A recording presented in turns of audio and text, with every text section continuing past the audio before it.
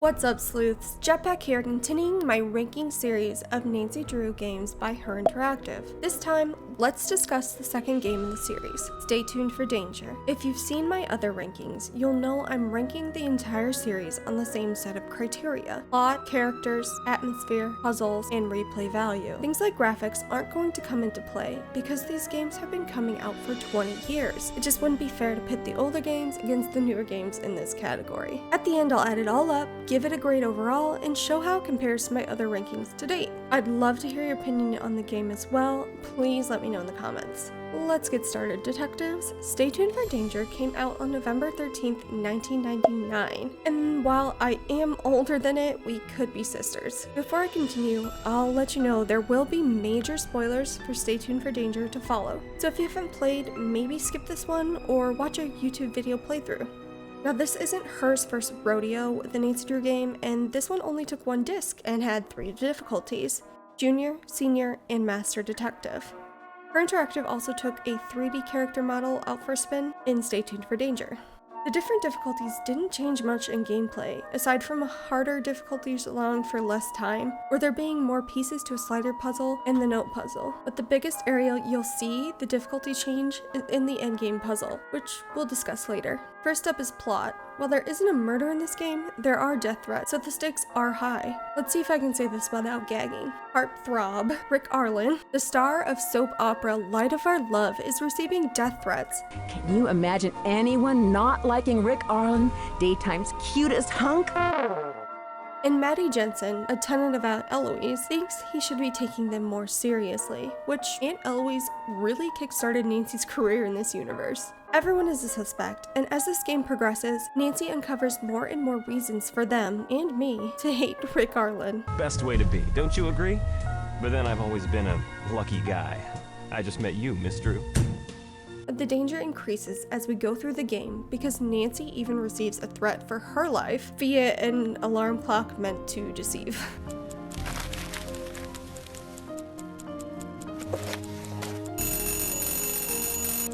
Eventually, we discover that Rick sent the first of the threats, Lillian sent the box of poisoned chocolates, and the rest was Dwayne Powers. Normally I don't do this. Rick's old agent turned madly jealous because Rick is a star and he isn't. See, Rick started the threats because he wanted a reason to leave Light of Our Love. Lillian is an ex who just wanted a little sweet payback. Where do you get off telling me what you think? And Dwayne is, well, Dwayne. That is correct. So does the plot make sense? I can buy it. Maddie cares enough to hire outside help, but knows Rick doesn't want to go to the police.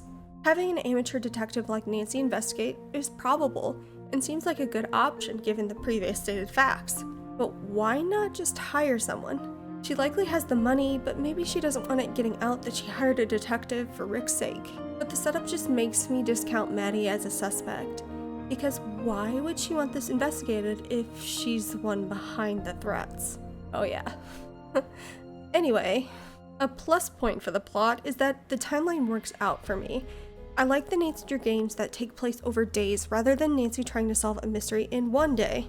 I love that we can switch from day to night with that terrible poem that doesn't rhyme, and that we can only do certain things at certain times. This makes it more realistic and more like real-life detective footwork. But this can lead to detectives getting stuck in the studio without a doorknob. If you know, you know. A point against the plot is that at times, if you choose one dialogue option, you may not be able to select another.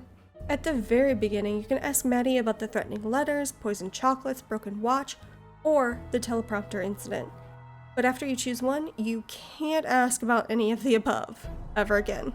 This can lead to us not understanding some key facts that we could otherwise get from conversations. There are some hidden notes around the game that hint at some omniscient being like in Secrets Can Kill, but not even close to the severity that was in that game. If you watched my Secrets Can Kill review, you know that drove me up the wall. It breaks the fourth wall for me and snaps me out of the role-playing detective game experience. From watching Story Retold, previously known as Little Jackalope, play this one, I know that the programmers forgot to put a key into Maddie's desk. It's locked. That conceals another letter that further makes Maddie look guilty. This would have made me more suspicious of Maddie, and I probably would have considered her a better suspect if it had made its way into the game. A couple Easter eggs and cool things from the game. In Millie's script you see in Lillian's office, she references several future Nancy Drew games. You can teleport from Maddie's dressing room to Dwayne's office via the perfume cabinet, and if you click on the calendar in Maddie's apartment on Friday the 13th, an eye appears. Something I love is this is the only Nancy Drew game where you can name who you think the culprit is at the end of the game. Who could be doing this? You must know. I really wish they did this for other games because it makes me feel like my detective work means something. It makes me feel like I got the bad guy. The tempo of this mystery is pretty good. There are slower moments where Nancy snoops through dressing rooms, but there's also action-y parts like, oh, I don't know, a bomb? The different paces of the game keeps it interesting for me. There really aren't any major plot holes. Most of the issues or shortfalls of the game can be explained away by Dwayne was crazy. For all these reasons, I'm giving Stay Tuned for Danger a 7 out of 10 for plot. It's solid and very topical for the time it came out. Daytime operas were at an all-time high in the late 90s and early 2000s. There is a sense of danger during the whole game, and I just can't find any major plot holes. Let me know if you think of one in the comments.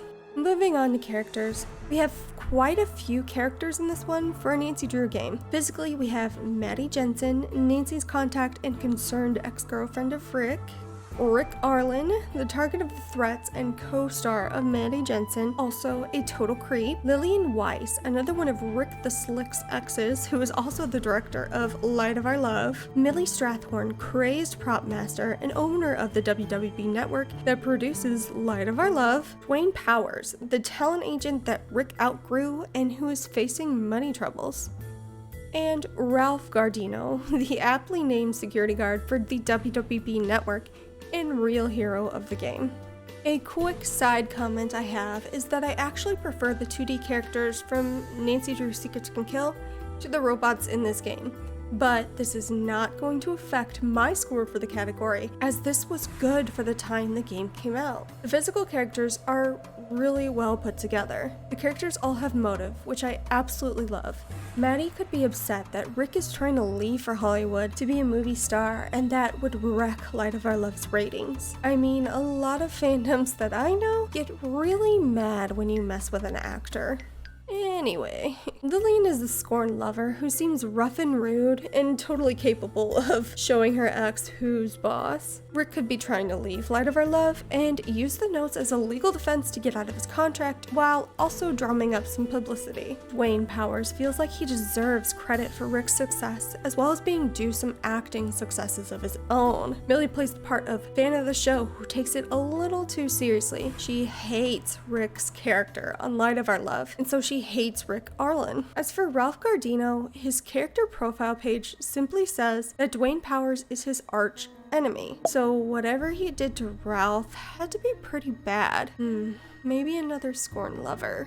Anyway, you find evidence against almost every character that makes them all look pretty guilty. Some are more solid motives than others, but there is that seed of doubt planted that maybe you're focusing on the wrong suspect. Overall, the two most solid suspects in my eyes were Dwayne Powers and Lillian Weiss. Once Lillian called us to the studio at night, I knew she wasn't the culprit, because I don't think Lillian is capable of hiding her emotions. She may be blunt, but she's no sociopath. That was the end of the game, and to be unsure of the culprit up to the last minute is so thrilling and so good. A couple of the physical characters seem to develop as the story progresses too, which is always fun. If you believe Rick, he confides in Nancy that he wishes he wasn't such a player so that people would take him more seriously. Lillian shows a softer side if you sympathize with her about Rick. The other characters are pretty flat and don't seem to learn any lessons from their behavior. Dwayne is very transparent about his distaste for Rick from the beginning to end, and Millie and Maddie couldn't hurt a fly. Now on to the several phone contacts. We have Bess, George, Ned, and Bill Pappas. The phone contacts are so much better than what they were in Secrets Can Kill. I am really glad that HeR Interactive figured that out, as the phone contacts in the majority of the other games are a wealth of conversation and ideas. The issue I have with the phone contacts in this game is that they can only be reached at certain points. You can't call Bess or George right away, and Bill Pappas you only get for one phone call. So while he has a decent motive, we can rule him out pretty easily because we only talk to him once. But be careful, if you say you're a certain reporter, don't expect to get much info from him. For these reasons, I'm giving Stay Tuned for Danger a 7 out of 10 for characters. Not bad. It's hard for me to think of many other games that have me guessing who done it up to the last minute. They all had mostly convincing motives, and the voice acting was top notch. Moving on to atmosphere, like characters, there are a lot of locations in this game. Within the WWB location, we have the set, the dressing rooms, the prop room, Lillian's office, and the lobby. Outside of the WWB, we have Dwayne's office and Maddie's home / Aunt Eloise's apartment. There is a ton to look at when snooping in this game, though a lot of it is useless close-ups in the prop room. While I do wish we could see more of New York City, by adding the cab driver element, we do feel like we are running all over town. I love that we can actually see and snoop in the set, and the more behind-the-scenes element of a soap opera operation. The music for this game gives me noir detective 90s soap opera vibes, and I love it. It's suspenseful, it's dramatic, it's seriously a mood. Overall, the music really adds to the air of mystery in this game, and it meshes really well with the locations in the game. I like that if you go to different locations, different tracks are used. There's more of an inquisitive, calm track when you go to talk to Maddie in her dressing room, and then anytime there's a sense of danger, there's a super intense track that makes you panic a bit.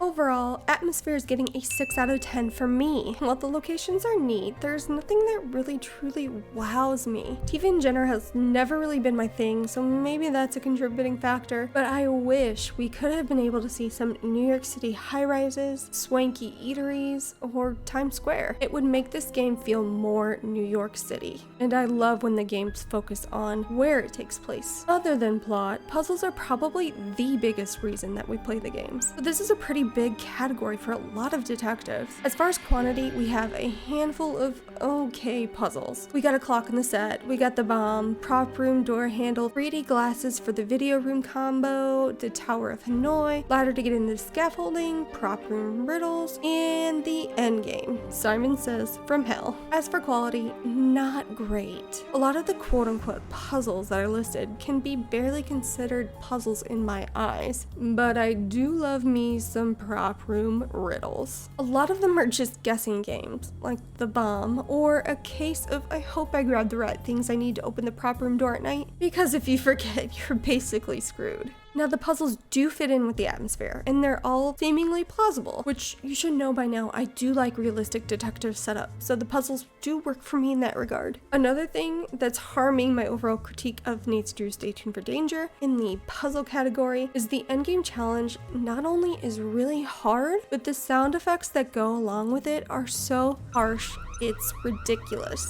HeR Interactive even had to go in and patch the game so that it was more possible to complete the endgame challenge. Let's just say Stay Tuned for Danger is a Nancy Drew I always play in the easiest detective mode just for this puzzle. So, in my opinion, Stay Tuned for Danger deserves a 2 out of 10 for puzzles. There really aren't many, they really aren't that good, and the one solid puzzle is super annoying. My last category is replay value. This can be the category that determines if a detective buys the game or if watching their favorite Twitch streamer do one playthrough is plenty. Unfortunately, Stay Tuned for Danger is closer on the one and done side of the series. This is one you play for the story and for the nostalgia. Unless you forget some of the details, it's not one that gets picked up too often after you finish it. For these reasons, Stay Tuned for Danger gets a replay value of 2 out of 10 for me. Not factoring in that it's basically impossible to install on most computers, it just doesn't have the puzzles or the story that's strong enough to support any amount of consecutive replays. Just to recap,